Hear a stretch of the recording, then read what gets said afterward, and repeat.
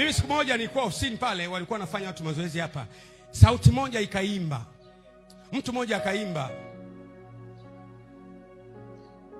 mbele ninaendelea, kwenye platform kwaya. Kulikuwa na director Neema Kingson. Nikamwambia Neema, sauti inayoimba sio ya kawaida, ni ngeni.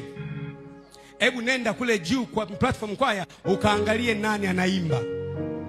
Akasema, nimemkuta dada mmoja mdogo mdogo tu anaimba, mwandike jina lake.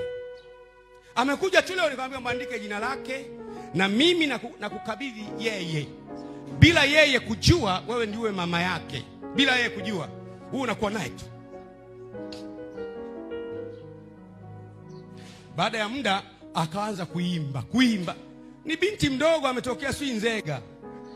Na kule Nzega kwenyewe alikuwa mahali fulani, wakamfukuza. Wakamwambia wewe ni unaiba nyota za watu. Ni kwa nini? Kwa sababu kwa kawaida ukiwa na kitu ambacho watu hawana, wanang'ang'ana wawe kama wewe. Lakini hakuna mtu anaweza kuwa kama wewe, kwa sababu ulichopewa wewe wengine hawajapewa.